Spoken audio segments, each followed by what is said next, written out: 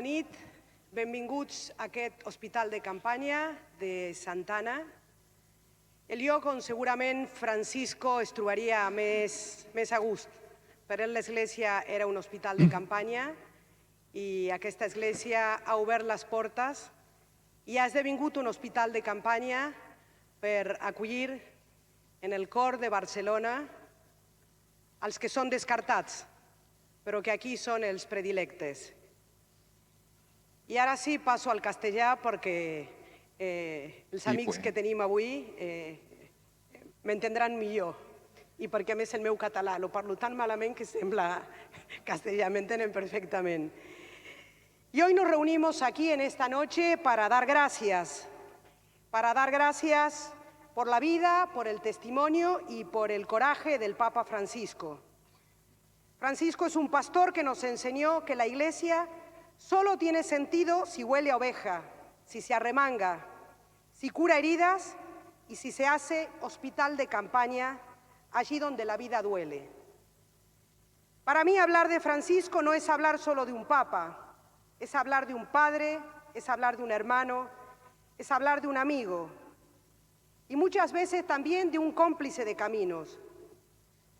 En más de una vez él me decía con mirada tierna y también pícara, como decimos los argentinos, Lucía, no te canses de hacer lío.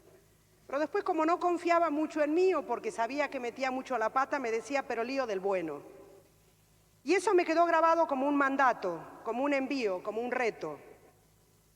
Hoy presentamos el libro sobre el último cónclave que ha llevado a la elección del Papa León. Una sorpresa que lo sabemos bien, es fruto también de la siembra de Francisco, de una iglesia de salida, de una iglesia valiente que no se encierra y que pone a los últimos en el centro. Y nosotros estamos aquí para decir que seguimos su sueño, que su sueño sigue vivo en nuestras manos, en nuestras calles y en cada herida que intentamos juntos vendar. Y hoy le rendimos un homenaje desde esta iglesia pobre para los pobres que él nos pidió. Y celebramos este homenaje con ternura, con gratitud y con la certeza de que su legado es un faro que no se apaga. Y que así sea, que sigamos haciendo lío, que sigamos llevando esperanza, que sigamos caminando juntos. Porque como él nos recordó tantas veces, la verdadera revolución es la revolución de la ternura. Quiero dar las gracias especialmente a esta casa que nos acoge, al Hospital de Campaña, a la comunidad de Santa Anna. Quiero dar gracias a la Fundación La Caixa, aquí nos acompaña Montse Buisán, porque son los que han facilitado este encuentro y han facilitado muchos encuentros también. Hace un año también pudimos ir a ver al Papa Francisco y nos ayudaron, con lo cual desde la Fundación La Caixa eran francisquistas también. O sea que muchas gracias, Monse. Y el Padre Ángel también quiere decirnos unas palabras. Yo creo que las únicas palabras es decir gracias. Gracias al Padre Pío, gracias a la Madre Lucía, que tantas personas deben, sobre todo allá en donde más sufren. Y sobre todo venir aquí a decir que al Padre Francisco le queríamos y le seguimos queriendo. Yo recuerdo que hace, creo que 2 días solo, cuando hemos estado en Roma, sí hemos estado con el Papa nuevo, celebrando la misa, pero nada más terminar la misa, lo que hice fue ir a la sepultura del Papa Francisco y el guardia casi no me deja pasar, pero hacía como tú. Digo que son unos minutos nada más, déjenme pasar. Entré por la parte falsa de eso y allí estuve también con el Papa, como dice Lucía, un Papa que está vivo. Es un padre, es un pastor, es amigo. Yo creo que para mí, como me recuerdo mucho al cura de mi pueblo, que era un cura de esos de los que yo quería ser como el cura de mi pueblo, el Papa Francisco era eso, el cura de mi pueblo. Y hoy venir aquí a este homenaje y sobre todo a escuchar y a ver el cónclave. Queremos saber qué ha pasado en el cónclave, que seguro que algo nos contarán, y saber que el Papa Francisco estaba dentro del cónclave también. Gracias de corazón y estoy feliz. Se me nota en la cara. Gracias. Gracias, cura. Y ahora sí, gracias, cura. Y ahora sí, les presento Jerry, el marido de Beta, la esposa de Jerry, que han escrito a 4 manos este libro y puedo decir que la casa de Francisco era el hogar de ellos, eran la familia del Papa en Roma. Está Juan Carlos, que era el hijo querido del Papa, y soy testigo del cariño que te tenía Juanca, y hoy nos acompañan. Está Emilce, que el Papa Francisco quería mucho, que la puso en un cargo importante y que es una de las personas que posiblemente en la Curia y en Roma más conoce al Papa León, porque ha sido colaboradora de él, y estoy segura que el Papa León escucha a las mujeres. Y está Juan Vicente Bo, periodista, ha sido periodista del ABC en el Vaticano, ahora está en Santiago de Compostela. Nosotros tenemos un grupo que se llama Los Amigos de la Monja. No, son los amigos de Francisco, ahí nos hicimos amigos. Así que le doy la palabra a los amigos de Francisco. Este es para ustedes. Este es de ustedes. Bueno, muchas gracias a todos por estar acá. Ya Sor Lucía, el Padre Ángel han dicho todo lo que sentimos mucho. Una de las cosas que quería hacer antes de empezar y meternos de frentón en el libro es decir lo que significó el Papa Francisco para cada uno. Hoy día hemos querido hacer en esta iglesia, el Padre Pello y de todos los que trabajan acá, algo que al Papa Francisco yo creo que le encantaría, y siento que está entre nosotros, y que cada uno dijera antes de meternos en la parte técnica, en la parte, un poco qué significó el Papa Francisco para nosotros. Los voy a dejar que empiecen ellos, yo digo algo cortito después y nos metemos al homenaje y a saber de este libro maravilloso que me lo leí en 2 días, pero no por apurado, sino porque no podía dejar de leerlo. Así que, bueno, empecemos. Damas primero. Beta, ¿qué significó el Papa Francisco para ti? Gracias, Juan Carlos. Ante todo, quería agradecer a todos los que han hecho posible este encuentro, al Padre Pello, a esta iglesia de campaña, que es el mejor lugar para recordar al Papa Francisco, a la Fundación de la Caixa, a Monse, que también ha hecho posible esto, a Sor Lucía Caram, que ahora es princesa Olga, porque ha sido condecorada hace 2 días por el presidente ucraniano Volodymyr Zelensky por la labor impresionante que ha hecho en estos años de guerra. Agradecer al Padre Pello, a todos ustedes. Y bueno, es una pregunta difícil de responder para mí, porque bueno, ¿qué significó? Nosotros, además, bueno, este libro que hemos escrito el libro sobre la transición de un papa revolucionario, disruptivo, que cambió la iglesia, y bueno, pero que nosotros tuvimos el privilegio de conocerlo cuando nadie se imaginaba que hubiera sido papa hace más de 20 años y que fue un amigo. Entonces tuvimos ese privilegio de conocer a esta persona extraordinaria, cuando era un cura, un arzobispo de Buenos Aires, que me tocó conocer para hacerle una entrevista en el lejano febrero de 2001. Luego, bueno, nos hicimos amigos porque era realmente un cura de una apertura enorme. Así que, bueno, después nos hicimos amigos, tanto es así que bueno, pidámosle a él que bautice a nuestros chicos, y los bautizó en tiempos 2005, 2007, y luego, bueno, cuando es electo papa, lo más increíble de esta persona es que siguió siendo él mismo, siguió siendo un amigo hasta los últimos días de él. Es decir, no es que nunca más, digamos, siempre fue un amigo, y fue para nosotros, fueron 12 años y 39 días más que intensos, con una responsabilidad enorme que mantuvimos, con una discreción también enorme, porque no era que salíamos así, nosotros somos amigos, porque no era así como queríamos hacerlo, la discreción. Así que fue como contamos en el libro, y por algo el primer capítulo se llama El Shock, porque bueno, aunque sabíamos, tenía 88 años y que no era él mismo, en una de sus tantas entrevistas dijo que yo no soy Superman, que se iba a morir en algún momento, pero era alguien tan positivo, tan optimista, que incluso en llamados desde el hospital, que estaba mal, que no podía hablar, pero él, no, estoy mejor, siempre con una positividad impresionante, y con esto le paso la palabra a Emilce. Emilce. Yo creo que está ahí. Bueno, muchas gracias por permitirme compartir este espacio con los amigos de Francisco, por ver a muchos de ustedes, que veo que tengo una hinchada acá, que se acordaban de un encuentro que habíamos tenido en Roma, gracias a la Madre Lucía.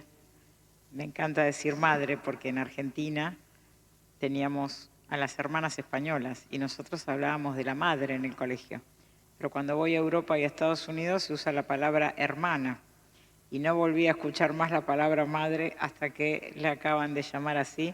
Y me gustó mucho porque ella realmente, en su forma de ser, su actitud corporal y su cuidado por la gente, realmente es una madre para muchos, incluso para nosotros. Nos da buenos consejos.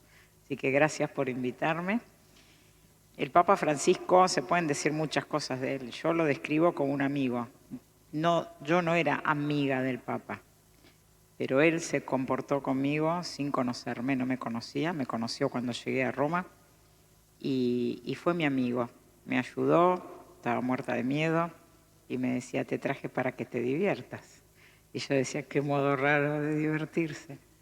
Fue un amigo, mis hijos lo llamaban el abuelo, fue un gran estratega, pero sobre todo creo que le dio la dignidad a todo un pueblo latinoamericano, un pueblo que era marginado, que no era reconocido en su saber, una teología que fue cuestionada, que fue negada, un pensamiento político y filosófico que fue descalificado, y de las entrañas de un continente de 550 millones de personas, llegó un pontífice a Roma, y con eso dio dignidad a todo un continente. A partir de él se empezaron a conocer los pensadores de la filosofía, de la teología, de la física. Se empezaron a conocer los políticos, los buenos y los malos políticos. Se empezó a saber la verdad de los buenos y de los malos momentos de América Latina. Creo que puso en un lugar muy alto a todo un continente donde hoy se encuentra la mayor cantidad de cristianos católicos. Creo que eso es una función histórica que es muy importante, que es muy relevante y que dio paso a otro pontífice que se autorreconoce como latinoamericano, a pesar de haber nacido en los Estados Unidos, que es el Papa León. Y esa puerta la abrió también Francisco. Yo creo que no hay que hablar del futuro, sino también del pasado, sino también del futuro para la Iglesia, el cual allanó el camino el Papa Francisco. Juan Luis. Bona nit. Yo le he conocido menos que ellos y simplemente esquemáticamente os puedo decir que mi relación con Francisco ha pasado varias fases. La primera fue como una especie de conversión, porque le conocimos en el Sínodo del 2001, cuando tuvo que actuar de relator, era muy seriote en las conferencias de prensa, tiene unas gafotas enormes. Me dio la impresión, es un tipo valioso, pero no amistoso.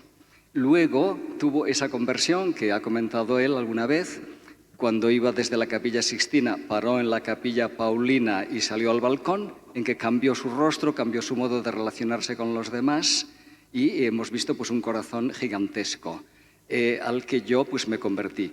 Luego tuve una fase de admirador porque he sido corresponsal en Estados Unidos antes y en Bélgica también, y estás acostumbrado a ver gente de nivel, y empecé a admirarle mucho más cuando me di cuenta de que los que descubrieron su valía fueron los grandes medios económicos norteamericanos, la revista Fortune, la revista Forbes, a finales de año era The Man of the Year, The Time Magazine, The New Yorker. También se dieron cuenta los carboneros y los petroleros del peligro que representaba, ¿no? Entonces esta fue pues, una segunda fase de admiración. Después de analista porque me fui animando a escribir algunos libros, siguiendo el ejemplo de Betta, que escribió el primero, y luego de Javier Martínez Brocal y otros compañeros, y finalmente pues una fase de enamorado. Yo le tenía un cariño loco, no pensaba que llegase a tener tanto cariño a un papa, porque creía, como cubrí de 1998 a 2005 los últimos años de Juan Pablo II, que era tan gigante, pensé, bueno, ya después de esto no hay nadie, ¿no? Pero os puedo decir, como saben ellos muy bien, que Francisco era también un gigante. Okay.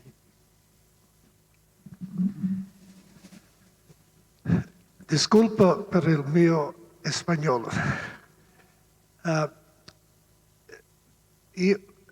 Io penso che esta noche Papa Francisco está con nosotros. Perché quando morì, lo escribí, perdimos un amigo en tierra, pero tenemos hoy un amigo en cielo. Y así soy convinto. La primera vez que encontró Francisco era el día que recibí de Juan Pablo II il berretto cardinalizio. E ricordo bien, era nel Palazzo Apostolico. Era quasi solo con l'hermano e con il marito dell'hermano e una cura. Mentre muchos otros cardenales tenían muchas personas van a saludar. Él era casi casi da solo. Ma mi impresiona algo. Tenía una fuerte impresión en el corazón. Este hombre puede ser papa. Y nunca perdía esta convicción. Y cuando en 2005 morí Juan Pablo II y Cardenal Bergoglio, el número 2, después Ratzinger per ser papa, habló con un cardenal africano.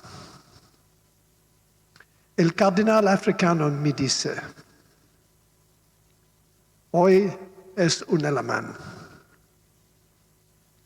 Ma veo en los próximos 25 años tenemos varios papas de la América Latina. Ma un papa africano entro 100 años. Un cardenal africano me dice eso. ¿Y qué puede decir de Papa Francisco? Cuando è stato eletto il 13 marzo 2013, recuerdo bien pensando, hoy vemos un otro tipo di papato, un otro estilo di papato. E in 12 años, 39 días, vemos una papa profético. Esa es la palabra que veo con. Escribí el libro sulla lezione di Francisco. E il subtítulo lo escribe El conclave che cambia la storia. Perché per la prima vez los cardenales van come Columbus oltre l'Atlantico. Me impresiona mucho viendo, pienso que es justo, como dice antes Padre Ángel, que acá se hace este encuentro, porque es una iglesia del campo. El Papa Francisco del inicio dice, la iglesia no es un museo, es un lugar donde van afuera. Puertas abiertas. Él transformó la iglesia. E quando l'ultimo grande regalo, dono all'Iglesia era la sinodalità, un nuovo modo di ser Iglesia, un nuovo modo della relazione entre el Papa, los obispos, los cleros con los laicos. Un nuovo modo di ser Iglesia. E esto continua con il nuovo Papa. E quiero ser breve. Dos cosas recuerdo en cabeza. Una, nel 2012, Francisco era arzobispo di Buenos Aires. Ella era in Gaza. Nel octubre, novembre, gli israeliani stanno bombardando dall'aereo, del mar e della terra. Un missile llegò muy cerca del suo hotel. La mañana después me llamó de Buenos Aires, Bergoglio, me dice, Jerry, ¿cómo está Elisabetta?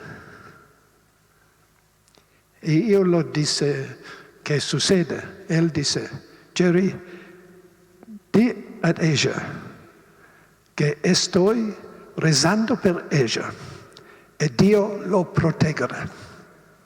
Nunca olvide esto. E seconda cosa, il Dio, quando sarò il pontificato di Benedict, il 28 febbraio alle 8 di sera 2013, Bergoglio llegò a casa nuestra a Roma per cena. Arriva 5 minutos antes lo 8. Y juntos estuvimos en pie mirando televisión, mirando cerrando de las puertas del Castel Gandolfo. Y vemos la Guardia Svizzera andando via, terminando il pontificato di Benedict. Noi sabemos en este momento que accanto a nosotros era el próximo Papa. Estas dos cosas son en mi corazón y por eso digo a vosotros, gracias. Gracias.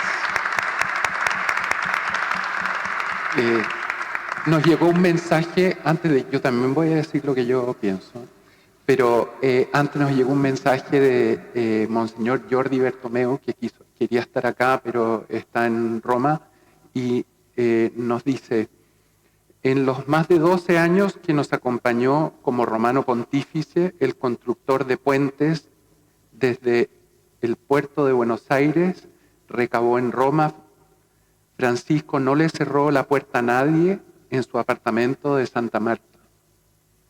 Francisco no etiquetó a nadie, no rechazó a nadie. Todo lo contrario, como hermano mayor, acompañó a todos los que se le acercaron. Los trató como preferidos y preferidas de Dios. Entre sus amigos estaban todos. Nada humano le era ajeno. Con la sabiduría de un joven anciano, descubrió que cada persona refleja a su manera la luz de la misericordia de Dios. Como las teselas doradas de los mosaicos de San Pedro. Por eso hoy, más de 6 meses después, aún lo lloran los humildes y los sencillos de corazón, incluso los alejados, o no tanto, de la fe cristiana. Echan a faltar al que sentían como suyo, como de los nuestros. Hoy nos continúa acompañando desde el cielo con su sonrisa pícara, Padre Jorge Mario, Papa Francesco, hermano, amigo, descansa en paz. De parte de Jordi Bertomeu, que es un sacerdote catalán que trabaja en la curia, y yo voy a ser muy breve en la relación mía con el Papa Francisco porque no es tan técnica, pero yo lo comparo y se lo decía a él y lo digo a todo el que quiera oírlo. Yo siempre, guardando las proporciones por supuesto, pero me siento como Lázaro. Todos sabemos la historia de Lázaro, amigo, súper amigo de Jesús, y le dicen a Jesús, ¿sabes qué? Corre porque Lázaro se está muriendo. Lo llaman las hermanas. Llega y Lázaro está muerto, ya está enterrado. Y las hermanas le dicen, Señor, si tú hubieras venido, Lázaro no habría muerto. Y no me sé muy bien, me perdonarán los teólogos, pero Jesús dijo, lloró y dijo, y resucitó a Lázaro. No sabemos qué hizo Lázaro después, me imagino que estaría tremendamente agradecido de darle una segunda oportunidad a su vida y ser tan amigo del Señor. Y yo me siento Lázaro. Lo que hizo el Papa Francisco, que no viene al caso ahora contarlo porque ya es sabido por todos, pero lo que el Papa Francisco hizo conmigo hace 8 años fue verdaderamente sacarme del lugar más oscuro y decirme, Juan Carlos, camina, y yo pude caminar otra vez y caminar en la luz. Y por eso, para mí, la amistad del Papa Francisco de 8 años, de reírnos, de hablar del mundo, de hablar de cosas súper serias y de hablar de cosas no tan serias, y llamarme por teléfono cada 2 semanas y yo poder venir a verlo y pasarme la tarde con él, y pasé la última Navidad, la pasé con él. Son recuerdos que son difíciles de olvidar y me siento verdaderamente un privilegiado del Señor por el regalo enorme del Papa Francisco en mi vida, así como en la vida de tantos. Y siento como Jerry, a mí se me murió mi papá cuando yo tenía 14 años y la verdad, el Papa Francisco fue ese papá que yo nunca tuve y que me sacó adelante y me dio los consejos que mi papá nunca me pudo dar. Y yo siempre me contestaba que a mi papá, obviamente me dio una pena tremenda cuando se murió a los 39 años, súper joven. Y yo dije,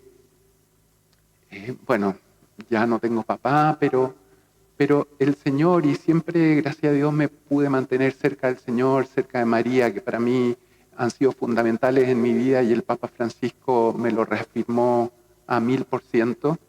Pero yo siempre dije, a mi papá lo voy a sentir de otra forma. Y lo he sentido a lo largo de la historia. Me habría encantado que me viera graduarme, que me viera siendo amigo de un papa, que me viera hacer las cosas que he podido hacer, que fuera amigo de la princesa Olga, Sor Lucía, y que fuera amigo de todos estos amigos que quiero tanto. Pero yo sé que mi papá lo ve. Y yo sé y aprendí a entender que a mi papá sí lo tenía, pero lo tenía de otra forma. Y es lo que me pasa con el Papa Francisco. Lo echo de menos tremendamente, pero lo siento cerca mío constantemente. Y eso lo voy a agradecer siempre. Y espero poder cumplir en seguir su legado, en seguir lo que él me enseñó, lo que me quede de vida. Y ser agradecido como lo fue Lázaro, porque de un lugar oscuro salí y ahora vivo en la luz, gracias al Papa Francisco y a todo lo que él me enseñó. Así que ahora vamos al...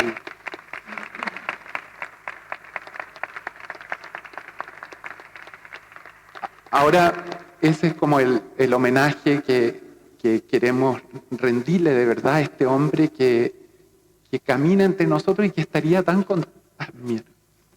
perdón el palabrota, y que estaría tan contento del lugar donde estamos, de este lugar con con las personas comiendo al lado, con todos ustedes que han venido acá, una parroquia linda, sencilla, que pasan cosas maravillosas en este hospital de campaña que él siempre decía, ¿no? Entonces vamos a hablar un poquito a lo que hemos venido del libro, a conocer un poquito más al Papa León también, y a través de toda esta conversación vamos a tener, por supuesto, presente siempre al Papa Francisco, porque la puerta la abrió él y estamos aquí por él, y estamos, como decía Emilce, recordando lo que el Papa hizo por la Iglesia, cómo la cambió, todo lo que han dicho aquí los que lo conocían bien. Pero sin embargo ahora vemos, empezamos otro camino, pero otro camino no sin Francisco, un camino con Francisco, pero un camino distinto y un camino nuevo y un camino lleno de sorpresas buenas. Entonces yo quería preguntarte, y lo que vamos a hacer, van a hacer algunas preguntas, los ponentes van a contestar brevemente, porque al final queremos que vayan pensando ustedes las preguntas también que les quieran hacer, para que todos podamos contribuir y tener una conversación bien fluida. Yo les quería empezar preguntando, ¿cómo fue la idea de este libro, A Cuatro Manos? Y siendo pareja, que debe ser un poco difícil. La idea surgió, y creo que cuando lo van a leer, es un libro que surge también como un tributo al Papa Francisco, y lo van a leer en las primeras páginas porque está hecho con el corazón. Nos salió con el corazón. Obviamente, como dijimos antes, Jerry ya había hecho, Jerry es uno de los mejores vaticanistas junto a Juan Vicente. Y así que, bueno, ya había hecho un libro sobre el cónclave en el cual fue electo el Papa Francisco, y me tocó en este cónclave, ya cubrí, este es el tercero, en este cónclave ya los chicos, Juan Pablo y Carolina, bautizados por el Padre Jorge, como lo llamábamos, eran grandes, entonces lo cubrimos a la par con fuentes, yendo a entrevistar cardenales, etcétera, y la verdad que fue una experiencia que yo me sentía otra que en cónclave, en una película, porque empezaban a pasar muchas cosas que decíamos, y teníamos una amiga que lamentablemente no está en este momento, que es Irene Hernández Velasco, también periodista, que estaba en casa y veía cómo sucedían de repente una fuente que me decía tal cosa, es decir, todas esas intrigas, bueno, mucho más. Y surgió, y ella empezó a decir, tienen que contarlo, tienen que contar esto, tienen que contar esto, y estábamos ahí en el medio y dijimos, tenemos que contarlo. Y así surge este libro,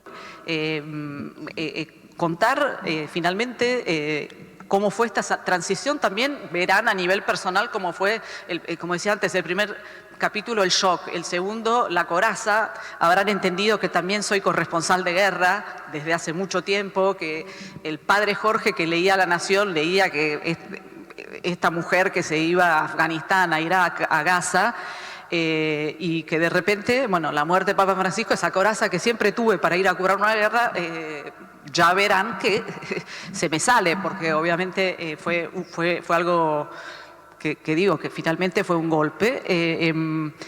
Así que es un libro que contamos algo, cómo fue esta transición, la famosa transición, y lo hicimos a cuatro manos. Quizás algunos dirán, bueno, no fue fácil, hubo un momento de crisis, pero la superamos.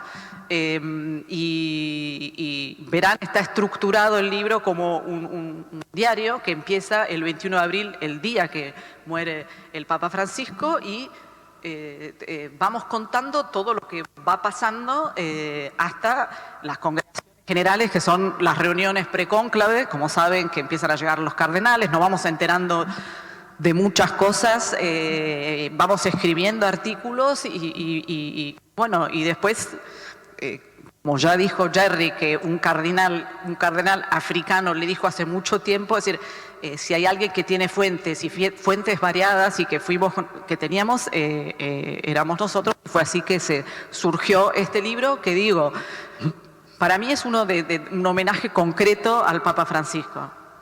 Jerry, siguiendo con lo que dice Beta, ¿cuáles crees tú que son las batallas inconclusas que dejó el Papa Francisco? The battles that he didn't finish. Batallas inconclusas. Primero, Sí. quiero continuar un poco con esto que dice Beta. Vosotros, pienso, muchos ven el film Conclave. El film tiene mucho suceso. ¿Por qué?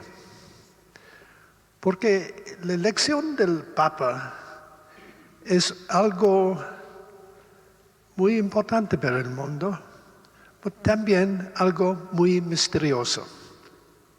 El conclave tiene algo político, algo espiritual, algo muy humano, pero también algo muy misterioso, que en un modo el mano de Dios es presente.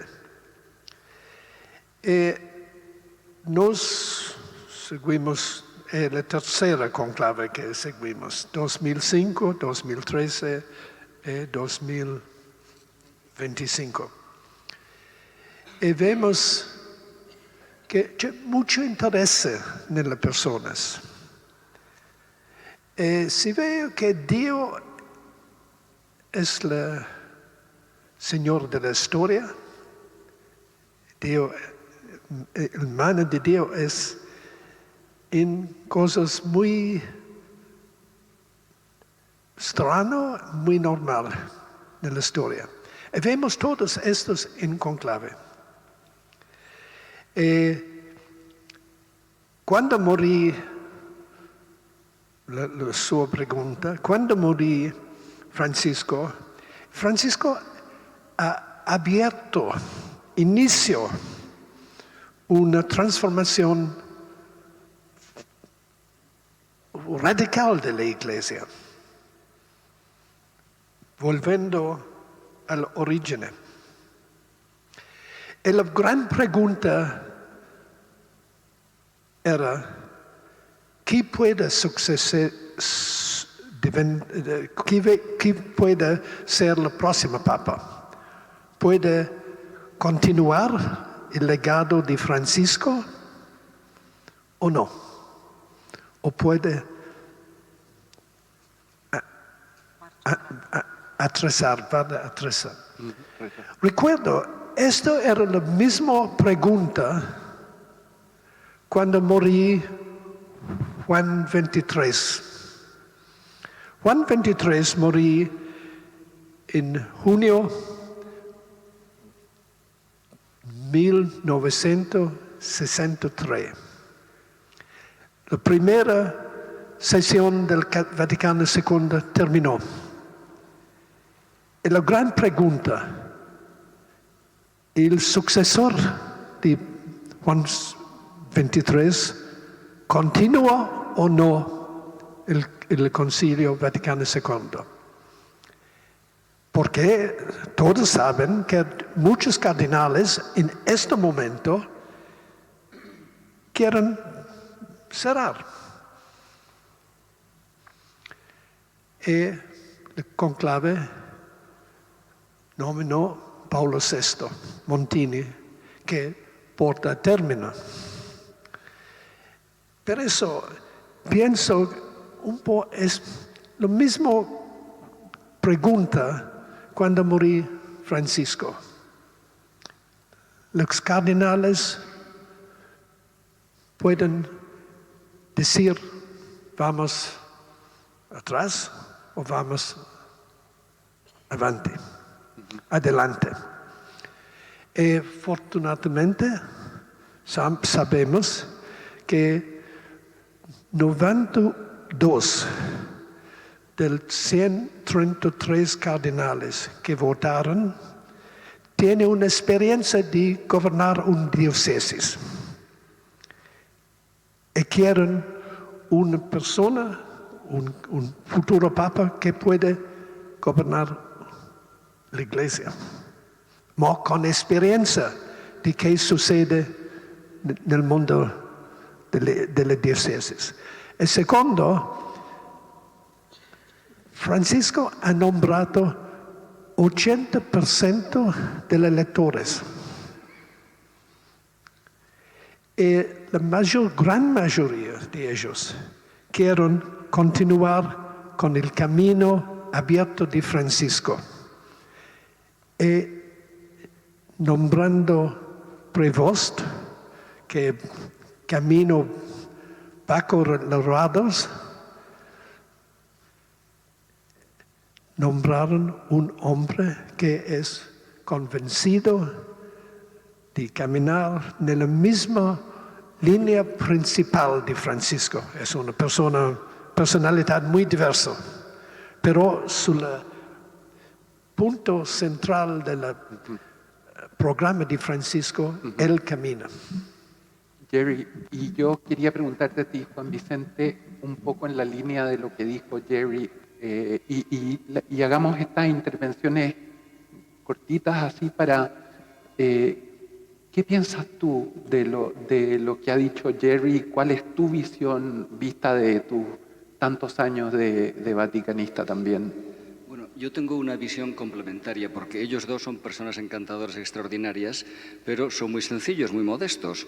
Y entonces quería deciros que Betta tiene 25 años de perspectiva de lo que sucede en el Vaticano y Jerry tiene 40.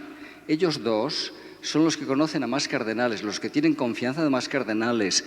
Jerry ha enseñado a muchos cardenales jóvenes que llegan allí, etcétera, les va situando, ¿no? Entonces, no solamente han sido un apoyo para estas personas que estaban en el cónclave, para muchos de ellos, porque los cardenales también les interesa conocer lo que piensa quien está siempre, sobre todo los cardenales de lugares lejanos, lo que piensa la gente que está observando cada día al Papa, ¿no? Y creo que hay una cosa que ellos no van a decir o no van a explicitar, pero a mí me gustaría hacerlo. Todos ustedes que han conocido tantísimo y disfrutado tantísimo de Francisco también han sido apoyos para él. Y Jerry y Betta han sido un apoyo a su tarea y a su visión del futuro, porque verán en el libro que una de las contribuciones más interesantes fue cuando La Nación de Buenos Aires y America Magazine sacaron a relucir que Parolin, el favorito, inflado por la prensa italiana, en realidad no era, por así decir, el seleccionado por Francisco, el heredero de Francisco. Es más, quería cambiar, dar marcha atrás en una serie de cosas y que por lo tanto habría que buscar otro rumbo, ¿no? Entonces, esto es lo que me gustaría decir como complementario a lo que ha dicho Jerry, porque él no lo va a decir. Y ya, si quieres, así brevemente, otra cosa más que tampoco van a decir ellos. Hay 4 libros únicos en la historia del Vaticano y los papas. El primero es Últimas conversaciones, una larga entrevista de Benedicto XVI, Papa emérito, con Peter Sebald. Nunca un papa hablaba como él, que era un analista, un tipo muy sereno, de lo que había sido su pontificado. El segundo es del corresponsal de ABC en el Vaticano, Javier Martínez Brocal, se titula El sucesor y es de Francisco, una larga entrevista con Javier, hablando de su amistad y su relación con Benedicto. Esto tampoco había pasado nunca antes. El tercer libro único es el de Jerry sobre el primer cónclave, el del 2013. Estuvo trabajando 5 años, hablando con docenas y docenas de personas que habían participado, el libro más documentado sobre un cónclave en la historia de los cónclaves. Le llevó 5 años hacerlo. Ahora, trabajando en equipo los dos, pues han conseguido uno en 5 meses, pero este es el 4.º libro único, porque es un libro que explica lo que es la Iglesia, lo que es la situación, la humanidad de las personas que están alrededor, y es gratísimo de leer por tal cantidad de anécdotas personales. Y ahí es lo que yo complemento a... Perfecto. Y a Emilce te quería preguntar, porque quiero preguntar un poquito más del cónclave en un segundo, el cónclave específicamente, y luego, Emilce, quiero que nos cuentes bastante más del Papa León XIV, lo que tú sabes, pero tú ya trabajabas con el cardenal Prevost cuando murió el Papa. ¿Cómo veías tú al cardenal Prevost? ¿Cómo veías tú, con tu experiencia y desde donde tú estás, que además tienes una visión grande de distintas partes del mundo. ¿Cómo veías tú ese momento previo al cónclave y cómo viste tú a tu amigo el cardenal Prevost? Y después hablamos de León XIV, pero esto es como empezando a... Bueno, cuando venía el cambio, yo trabajé 4 años, en los últimos 4 años del Papa Francisco, había otro prefecto y en algún momento se iba a cambiar porque había cumplido ya su periodo, ¿no? Era el periodo de cambio, no es que fue echado, sino que cambiaba. Y yo estaba muy asustada por quién iba a poner, ¿no? Porque, bueno, yo trabajaba directamente con el Papa Francisco, pero hay un prefecto que es mi superior directo. Entonces le decía, piense bien a quién va a poner ahí, porque después tengo que trabajar yo en ese lugar, ¿verdad? Y me dijo, te va a encantar, te va a encantar. Bueno, y aparece Prevost, y la verdad no me encantó el primer día que lo vi, porque no hablaba, bueno, me quedé muy, muy choqueada. Pero cuando empecé a trabajar mano a mano con él, inmediatamente me di cuenta que era la línea de Francisco. De hecho, le escribí y le dije, este es el hombre, ¿no? Y mi función en la CAL es construir puentes, es lo que hacía con el Papa. Y inmediatamente con el cardenal Prevost trabajó conmigo en eso, apoyó todos los proyectos difíciles porque todos hablan de construir puentes, pero cuando uno sienta un empresario de una empresa extractivista con un cardenal, con un dirigente, secretario general de un sindicato regional y una lideresa de movimientos populares, recibo todas las críticas, porque es fácil decir construyamos puentes, pero los puentes hay que sentarse con quien no queremos sentarnos. Y eso recibíamos muchas críticas y él firmaba esos documentos. O sea, él autorizaba y valientemente íbamos adelante. Y eso era la iglesia que quería Francisco y eso era el cardenal Prevost. Es una persona que tiene una risa muy especial, se ríe a carcajadas. No lo vimos todavía, pero ya lo vamos a ver. Creo que algunos pequeños shots de internet lo muestran. Es una persona muy cálida. Era una persona que conocía perfectamente América Latina, hablaba un español clarísimo. Los de Buenos Aires hablamos muy rápido y hablamos un español distinto al que hablan en todo el continente. Entonces yo cada rato le preguntaba, ¿pero me entiende lo que estoy diciendo? Porque no me decía nada. Y pasaban 45 minutos y eso que dicen todos es así. O sea, él escucha, pero después responde. Porque ahora hay mucho, te escucho, pero uno queda hablando solo, como con el psicoanalista o con la policía, ¿verdad? No, él tomaba decisiones, era firme, se mantuvo firme en su posición, un prefecto que llega a la curia y que no era de la curia, ¿no? Eso, los que no están en el Vaticano es difícil de entender, pero no era parte de ese club y se hizo respetar. Y, es una síntesis de quien yo conocí, estaba muy feliz trabajando con él. Yo creía que podía ser el Papa, creía que podía ser el sucesor de Francisco y al mismo tiempo quería y no quería porque digo, bueno, pero si él es el Papa, yo voy a perder mi compañero de trabajo, ¿verdad? Entonces, en el fondo, tampoco quería, pero evidentemente lo fue y creo que más que pensar en... Bueno, después vamos a hablar de León, ¿verdad? Sí. Beta, pasa el funeral del Papa Francisco, hay unos signos preciosos. Yo cuando estaba ahí me emocioné mucho, bueno, primero estar al lado de su cuerpo, rezar, o sea, con Sor Lucía. Era difícil mantener la compostura, que no te cayeran las lágrimas y verlo ahí, ¿no? Pero aparte en el funeral hubo unos signos preciosos cuando lo levantan como el féretro para como despedirse. Esas cosas te marcan. Hubo ciertos milagros, encuentro yo, cuando Trump se juntó con Zelensky después de la barbaridad que había hecho Trump en la casa, en el Oval Office, en la Casa Blanca, con Zelensky. Los vieron como en un rincón, los dos sentados en una silla como esa, conversando. Yo pensaba, típico milagro del Papa Francisco. Pasaron todas esas cosas. Viene este cónclave, que en el libro podemos leer más detalles de qué sé yo, de decidir la fecha, de todo eso, y eso se puede leer en el libro. Pero, ¿qué pensaban ustedes? Y esta pregunta se las voy a hacer a todos, y me la contestan lo más concisa posible, pero la polarización que hay en los cardenales, que refleja un poco la sociedad. Cardenales, 133 cardenales que votaban, muchos otros que participaban de las congregaciones, de las congregaciones estas que se hacen antes, de 71 países creo que eran.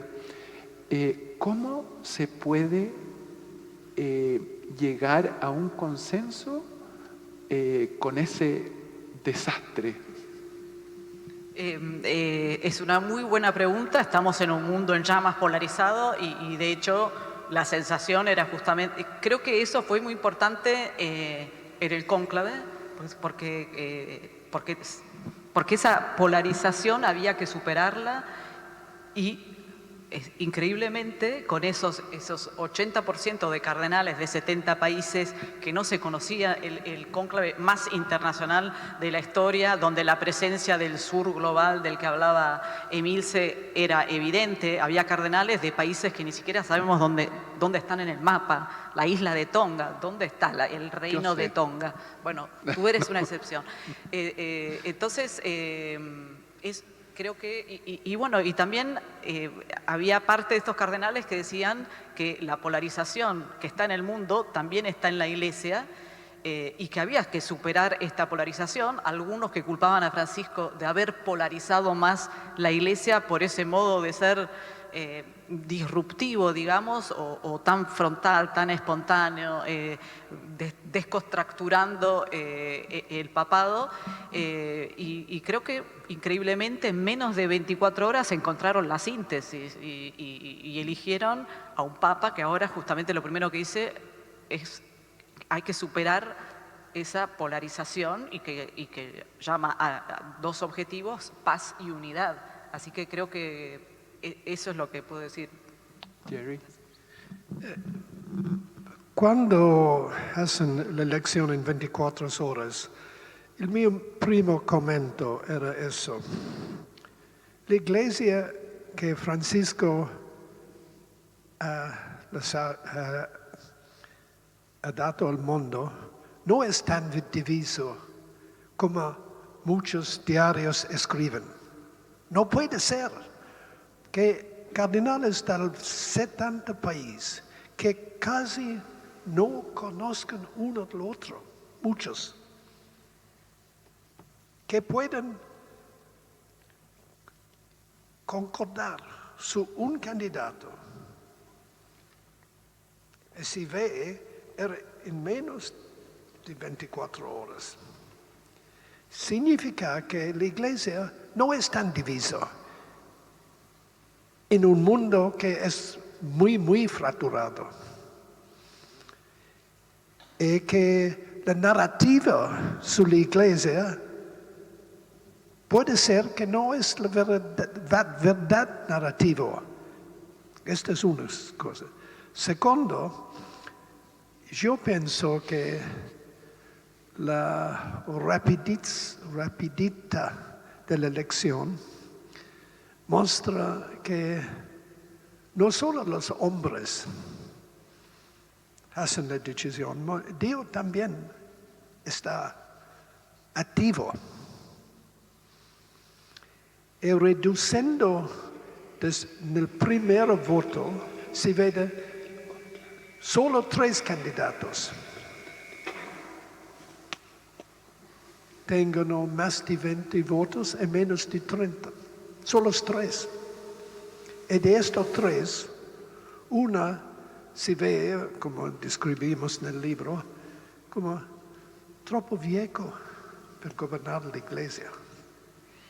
L'altro es una persona che è diplomato per tutta la sua vita, 2 años in una parrocchia, che non tiene l'esperienza.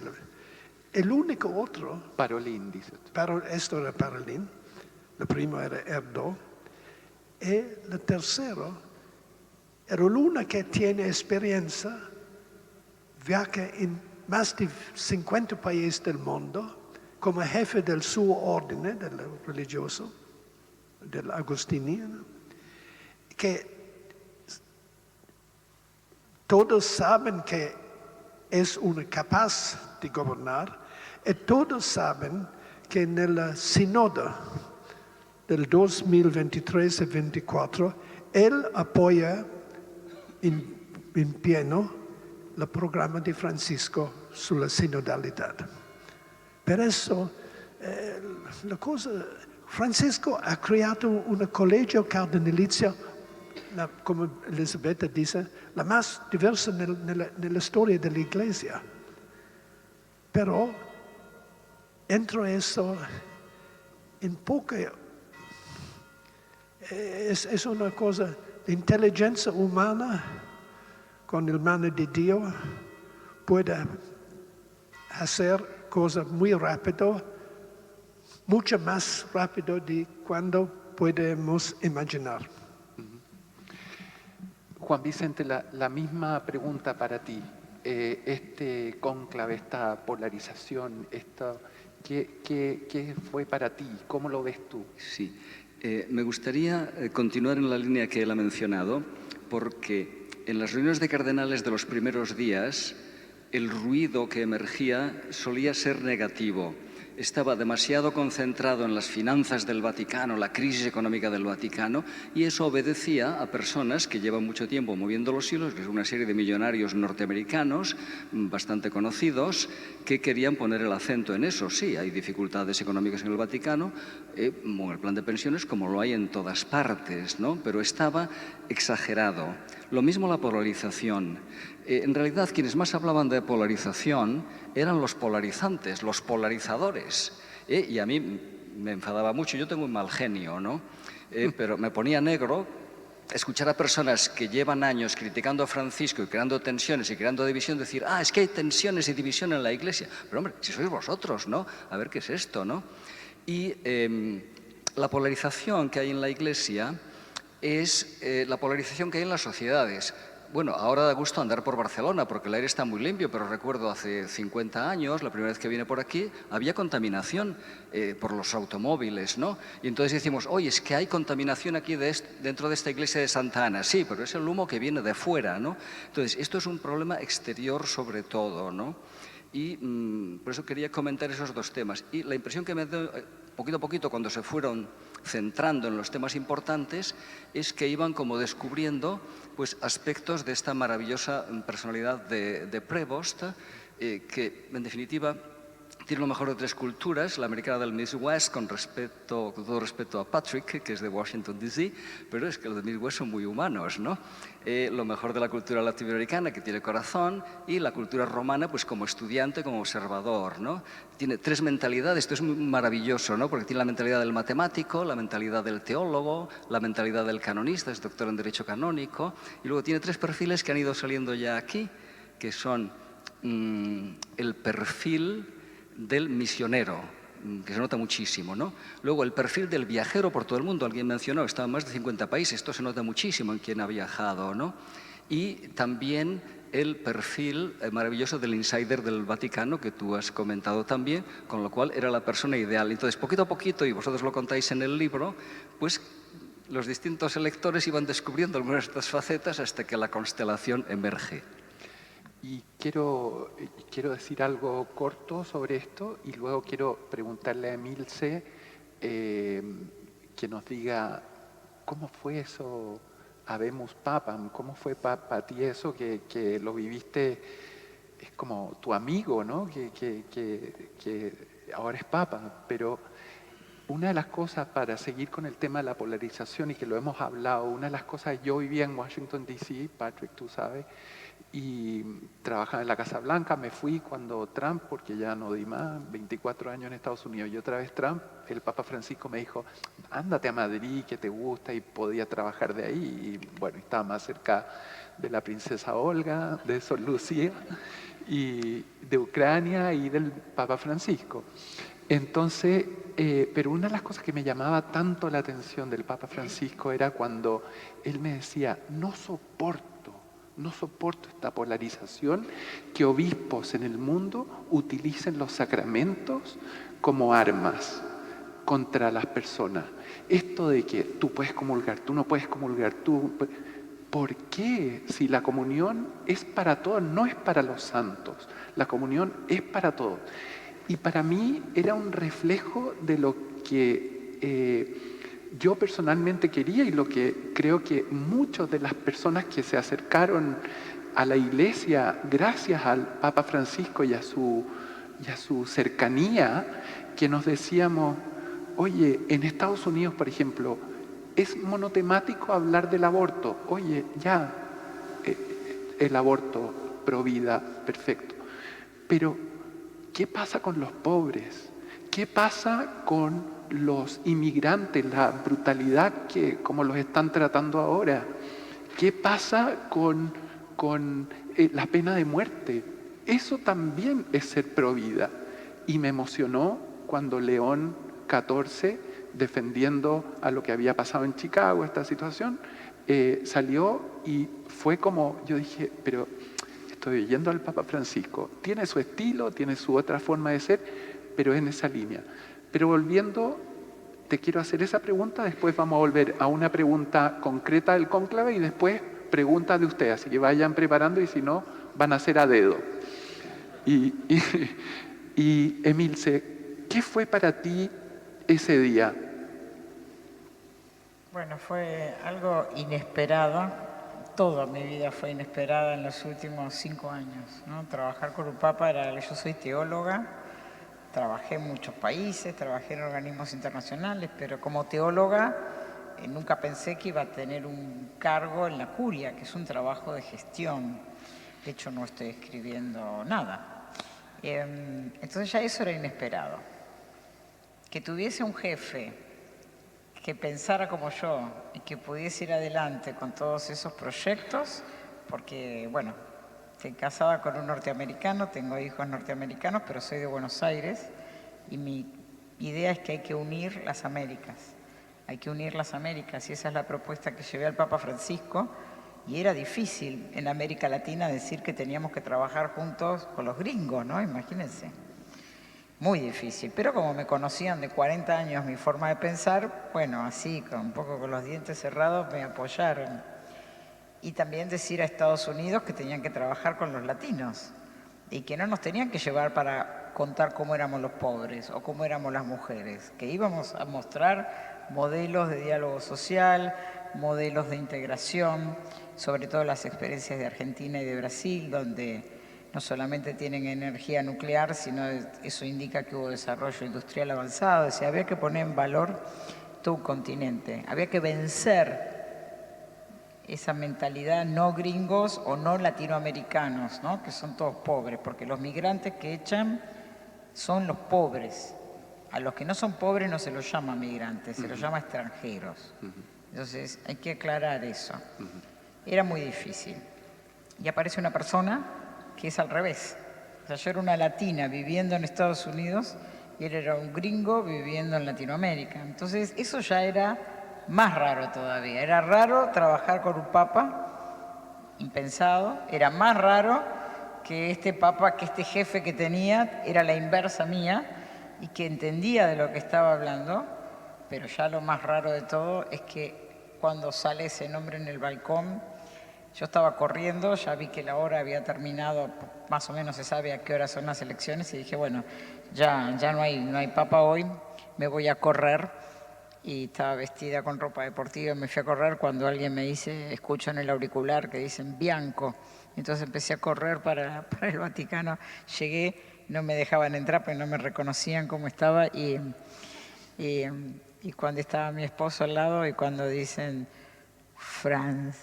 Robert France, y ahí, bueno, o sea, no podía creer lo que estaba escuchando, la verdad, no podía creerlo, estaba muy feliz por él, porque lo conocía, pero también porque estaba convencida de que era una persona en quien el Papa Francisco había confiado mucho.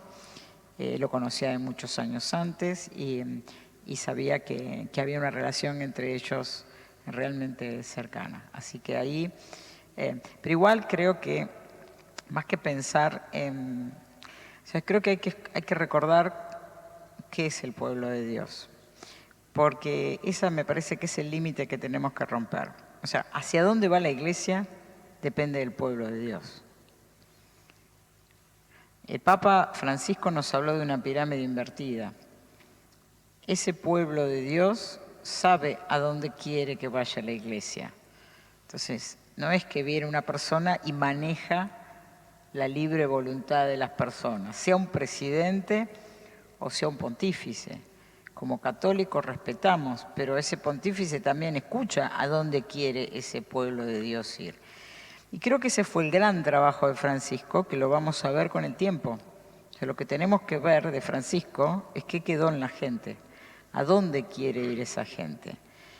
Y va a acompañar al Papa León en la medida en que el Papa León también tenga ese espíritu que creció y que no lo inventó Francisco.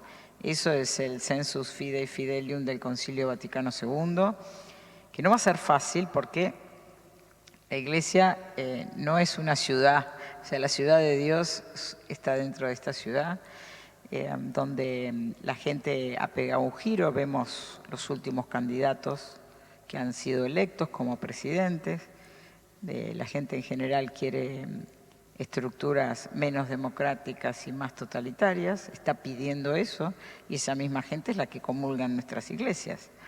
Así que no sabemos ese pueblo de Dios si no acompaña también ese espíritu, ¿no? Y en qué medida un pontífice tampoco se enfrenta con su iglesia, acompaña ese movimiento. Entonces, yo creo que no hay que ver por separado el pontífice haciendo magia, moviendo millones de personas. Esas personas no son animales, son personas que tienen su voluntad. Y hoy el mundo se está volviendo muy conservador, especialmente los jóvenes. ¿Cuántos jóvenes hay acá? Jóvenes, de 20 años. Probablemente todos los que estemos acá estemos de acuerdo en lo que estoy diciendo, pero los números de las electorales están diciendo otra cosa. Y esos jóvenes también están en la iglesia. Y esos jóvenes están con pañuelos negros y blancos en la cabeza en Estados Unidos. Y en Estados Unidos han puesto ya los reclinatorios delante de los altares porque sin orden de los sacerdotes ni de los obispos, la gente se arrodilla casi toda la misa. Bueno, esa es la iglesia que tiene que conducir León, que no era la iglesia de Francisco. Entonces tampoco podemos esperar que vaya con el discurso de Francisco. Ser la continuidad de Francisco no significa imitar a Francisco, porque la gente es otra, la juventud es otra, el momento político es otro, y él tiene que serlo para poder conducir a esa gente. Gracias, Emilce. Un agregado de Emilce que dice que se sorprendió, pero lo contamos en el libro. Emilce, que participó como prefecta, como secretaria de la misa Proeligendo Pontifice, que es la misa que hay a la mañana antes del cónclave, y sale de la Basílica de San Pedro y las palabras proféticas de Emilce cuando saluda a su jefe, Prevost. Espero verte vestido de blanco, le dijo. Profetiza. Padre, te paso para que, por si alguien, mientras nos hacen alguna pregunta, quería decir, yo soy un católico común y corriente, no soy vaticanista ni nada. Me llama la atención cuando desde chico yo aprendí que los cónclaves son tan secretos, no se puede contar nada, se jura por todos los evangelios y libros del Antiguo Testamento que no vas a decir una palabra. Y ustedes nos dicen hasta quién votó por quién y todo eso. ¿Cómo se hace eso? ¿Por qué los cardenales son tan boca chancla? Bueno, ante todo, son seres humanos los cardenales. Primero de todo, participan, sabemos, en la elección cum clave, con llave, la más cerrada, secreta, misteriosa, como decía Jerry, pero son seres humanos ayudados por el Espíritu Santo y para dar una idea de cómo también al día siguiente, el 9 de mayo, los cardenales de Estados Unidos dieron una conferencia de prensa en el Colegio Nacional Norteamericano del Gianicolo en Roma y contaron. Los españoles dieron otra conferencia de prensa, los alemanes también, es decir, que siempre los culpables somos los periodistas, pero en realidad, y entonces lo que hicimos con Jerry fue como en un mosaico, bueno, este dijo ellos no rompen el secreto, nosotros no vamos a nunca decir que ellos rompieron el secreto, porque si no los van a excomulgar, pero bueno, ¿cómo hicimos? Años de, digamos, de tejer relaciones de confianza con muchos de ellos y, como decía antes, dijo algo también mirando, por supuesto, ir viendo qué decía quién ir hilando. ¿Cómo? Ir hilando. Hilando, ir construyendo una especie de mosaico, digamos, pero por supuesto después de haber tejido años y años de relaciones de confianza. Entonces, perfecto. El que nos contó tal detalle sabrá que nunca vamos a decir que fue él, digamos. Y tenemos una pregunta, así que Jerry... no, pero... Ok. ¿Tú tienes una pregunta? ¿Alguien tiene una pregunta?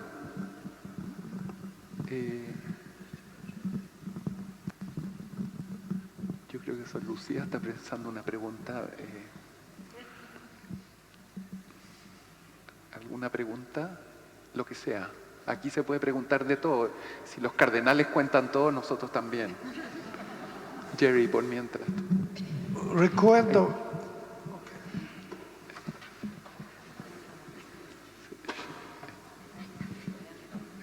Voy a decir una cosa muy sencillita que no tiene mucho que ver con lo que habéis dicho, que cuando iban a elegir el nuevo papa, una persona me dijo... Ay, nosotros somos religiosas, ¿eh? Me dijo, ay, me encantaría que fuera religioso. Y yo digo, ay, sí, es verdad. Porque como Francisco fue jesuita, ¿no? Y yo digo, ¿por qué? Dice, porque sois como más sencillos, más comunitarios que los que vienen solo de sacerdotes, bueno, ya, ¿me entendéis? Eso que luego pues, son obispos, viven solos, los sirven a alguien, una comunidad religiosa. O sea, y los religiosos tenemos el estatus que hoy eres superior a mañana no eres nada. Pasado eres provincial y después no eres nada. Eres papa y luego ahí eres superior a general y no eres nada. O sea, tenemos más flexibilidad y menos aspiraciones a nada. No sé si me explico. Sí. Tienen un matiz diferente los que vienen de la vida religiosa que los que no. Y todos son buenos, ¿eh? No digo que el que no venga de religioso no sea bueno, pero es el comentario que me hizo una persona. Y como también es religioso, pues nosotros nos alegramos. Estamos anotando, hermana. ¿Cómo es su nombre? No. María Ángeles. No. Sí.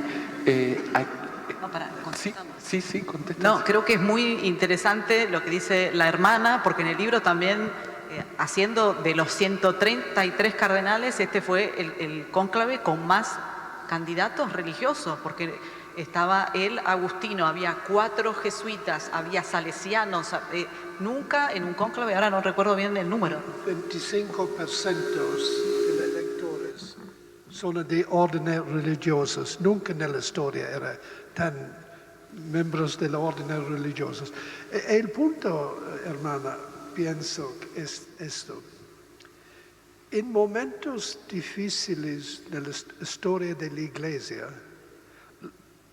si comienzan a emerger, a aparecer, a emerger, a surgir órdenes religiosas para reformar la Iglesia. Es muy interesante en el XXI siglo que los cardenales, que la mayoría son, claro, diocesanos, van a buscar en dos órdenes religiosos. Los jesuitas, los primeros jesuitas en los 400 años de la existencia del orden de jesuitas, y esto, el primero agustiniano, que va en 800 años inició la orden religiosa. Es muy interesante que la Iglesia vuelve a descubrir que los órdenes religiosos tengan algo particular a decir en nuestro mundo muy secularizado. Pienso es una cuestión para refletir, no es que pueda responder, pero en ninguna conclave eran tan religiosos. 25% de los lectores eran, y 5 de ellos eran jefes de órdenes religiosos en pasado. Gracias, padre. Soy Xavier Morlans, vicario de Santana, compañero del equipo. Soy compañero de estudios del cardenal de Lima, Carlos Castillo.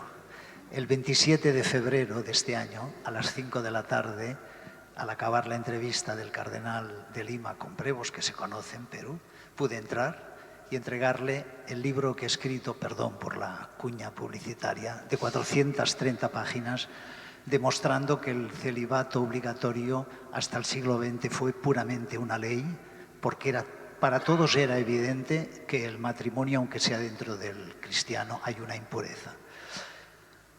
Es un tema de paciencia. Y me dijo Prevost, dice, sí, pero usted solo fueron 10 minutos, por tanto no pude entrar. Le expliqué un poquito el libro. Dice, pero usted tiene delante a Pablo VI y Juan Pablo II. No creí educado decirle, es que el libro está dedicado con un respeto exquisito, con un amor a la Iglesia y al celibato, a desmontar uno por uno los párrafos de la encíclica del Papa Pablo VI sobre el celibato. Y con otros autores. No sé. Entonces la pregunta es, claro, hay temas muy fuertes, el tema de la paz, de los pobres. Este es el tema de la necesaria. Tiene que haber un Vaticano III sobre la antropología. ¿Qué es la persona humana? ¿Es una sustancia cerrada o es relación? Yo les pregunto a ustedes que están metidos en la máquina de los botones, ¿qué tenemos que hacer? O sea, ¿será posible que se revise la Humane Vitae, reconociendo con cariño hace 60 años que Pablo VI, que era tan inteligente, que Evangelii Nunciandi es, como dice Juan Carlos Gali, el mejor documento de la historia de la Iglesia, pero que en materia de sexualidad, que cada acto tenga que estar abierto a la vida, ese es un desconocimiento total, con perdón. La pregunta es, en el tema este de la antropología y la sexualidad, la mujer, la misión de hombres casados al sacerdocio, el diaconado, ¿qué hem de fer? ¿Qué tenemos que hacer? La paciencia estratégica, ¿por dónde tiene que ir? ¿Es posible criticar con respeto intelectualmente la encíclica Humane Vitae y la encíclica sobre el celibato y la Pastores Dabo Vobis, a cabo, Juan Pablo II, que dice que el celibato es una exigencia ontológica? Esto lo pusieron los del Opus. Es un error decir que el celibato es una exigencia ontológica, intrínseca, porque hubo sacerdotes casados y hay 12.000 sacerdotes católicos de las iglesias orientales. Sé que hay muchos temas, pero ¿cómo lo consideran? Y sobre todo, ¿qué estrategia adoptar? Gracias. Yo pienso, no voy a contestar porque no tengo idea, pero tenemos a dos mujeres muy capas en esto. Emilce, tú que te ha tocado poner obispos, o sea, no poner, pero ayudar en... No, bueno. No pongo obispos. No, pero estar y claro. relacionarte en todo ese mundo. ¿Cómo ven, cómo se ve la verdad, esto? yo soy teóloga, soy doctora en teología, soy moralista y estoy especializada en moral social. Yo puedo hablar con autoridad, dormida y hasta borracha, sobre los problemas políticos, sociales, leyes laborales, de temas de bioética. Yo no estoy preparada para responder esa pregunta. Creo que hay muchos documentos que están saliendo de la doctrina de la fe, que son indirectos a ese tema. Me parece que no hay ninguno que toque directamente ese tema. Fue un tema de debate tangencial en el sínodo de la Amazonía, el tema del Vili Probati, fue tema del sínodo, se abrió temas, pero la verdad pido disculpas, pero en mi caso, pero quizás alguno de ellos puede hablar. Juan Vicente, alguien. Jerry. Son muchas cuestiones que no son discusso nel conclave. Son discusso nel sínodo. Algunos de estos que dicen. Penso que vemos che piensa in futuro nelle discussioni sinodales su estas cosas. Sicuramente en conclave antes, en cuanto sabemos, no está discusso. Pero vemos qué futuro puede decir. La Iglesia tiene una storia. Prima milenio e il secondo milenio. No sabemos qué puede ser el terzo milenio. Jesús aveva diversas personas en el 12. Yo pienso que no podemos responder, es un otro tipo de discusión. Perfecto. Paloma, Sí, yo última echo pregunta. en falta dos personajes fundamentales de este libro, que son los ocupas, Juanpi y Caro. Ellos podrían escribir el otro libro, cómo se vive en casa de dos vaticanistas con un Papa Francisco que de repente aparece en sus vidas. Y no, la pregunta es, ¿qué dicen ahora que han leído el libro? ¿Cómo se vive desde el punto de vista de los hijos de Jerry y Beta? Todo esto. Gracias por la pregunta. Bueno, para mí este cónclave fue increíble porque de repente, así como en el del cónclave de 2005, estaba embarazada de Juan Pablo. Se llamó Juan Pablo porque nos conocimos en un avión de Juan Pablo II, en un viaje de Juan Pablo II a Ucrania, estaba Juan Vicente también. En cambio, en este cónclave, Juan Pablo, 20 años, bautizado por el padre Jorge, que cuando yo le fui a contar en el 2005 estoy embarazada, lo primero que hizo fue, sin preguntarme nada, me bautizó, me tocó la panza, nunca me preguntó quién era el padre, nada. O sea, eso era el Francisco. Lo importante era la vida que llegaba, me tocó la panza. Así que, bueno, para ellos son conscientes de que, viviéndolo, pero de chicos, tenemos muchísimas anécdotas de volver a casa y después de media hora, llamó el Papa. ¿Y qué dijo? Y le dije que llamara de vuelta, que no estaban. O sea, para ellos, o sea, era porque también él, en ese sentido, el padre Jorge, aunque tenía nuestros celulares, era de esos que era el teléfono fijo, porque no quería molestar. O sea, lo primero era el fijo, después, etcétera. Entonces, ¿cómo lo vivieron ellos? Bueno, Juan Pablo, 20 años, fue uno de los lectores. Es más, cuando teníamos crisis de escritura, porque a cuatro manos, como decía antes, no fue fácil, bueno, él leía también. Como decimos, contamos algunas cosas que nunca habíamos contado personales y hubo también la discusión, ¿ponemos esto, no ponemos esto? Sí, pónganlo. Y en ese sentido está ese corazón que ponemos en este libro y el homenaje, ¿no? a eso que nos pasó, que nadie, o sea, fue el destino que hizo que conociéramos a esta persona extraordinaria que tanto extrañamos también. Así que cómo lo viven ellos, había que preguntárselo a ellos, pero están muy orgullosos, por supuesto. Nunca olvido, en marzo de 2013, llevando a Carolina al jardín de infantes y diciéndole a la maestra, mire, que si la chica le dice que conoce el Papa, no está loca. Así que nada, lo vivieron ellos también, era increíble, porque con esa discreción, ahora estamos hablando todo lo que cantamos durante 12 años, y ellos lo vivieron también con una discreción, porque ellos no lo contaban, muchísima discreción, pero bueno, son conscientes de que vivieron algo increíble y lo viven con ese sentirse afortunados de agradecer de haber vivido esta cosa increíble. Creo que esa es la contestación. Fantástico. No sé si Jerry quiere decir algo.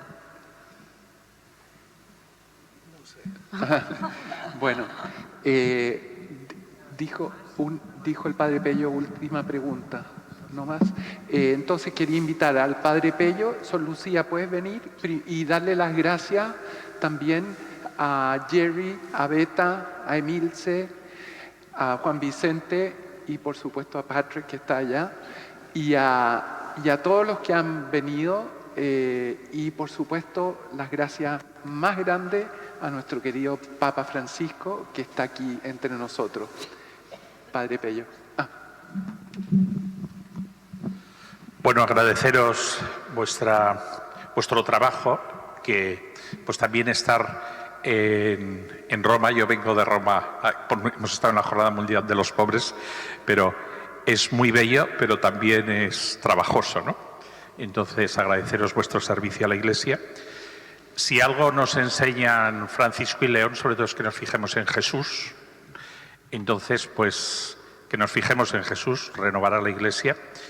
Hoy, esta noche, pues, nos tenemos que ir porque van a dormir aquí en la Iglesia varias personas, que hay una ola de frío y se quedan a dormir dentro. Y, bueno, pues son como una parábola de lo que el propio Papa, cuando nosotros nos vimos, todos los responsables de las iglesias, hospital de campaña, en el mes de noviembre, hacia el 10 de noviembre, y luego ya pues al poco caía enfermo, ¿no? Y una de las cosas que nos dijo es que quiero que seáis una de las herencias, ¿no? Bueno, pues que cada uno recibimos una herencia. Creo que en el caso del Papa Francisco recibimos una importante herencia, pero hace falta la coherencia de seguir a Jesús para estar con esta herencia adelante. Y con esta herencia adelante, pues tenemos un canto que le cantamos allí y que él se puso todo animado, porque cuando nos entrevistamos con él le dijimos, no le vamos a dar ninguna paliza, sino que vamos a cantar juntos, y estuvimos cantando, ¿no?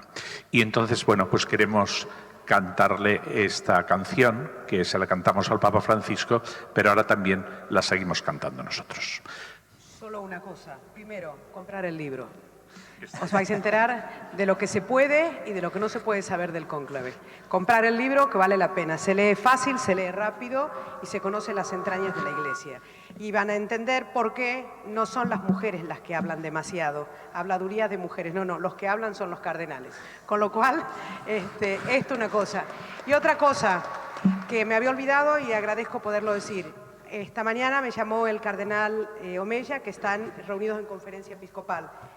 Le hubiera gustado venir aquí, me mandó un mensaje, diles que estoy con todos, que les doy mi bendición y que gracias por recordar con tanto cariño a Francisco, que ha sido nuestro hermano, nuestro padre y nuestro guía. Con lo cual, pues muchas gracias y Francesco, adelante.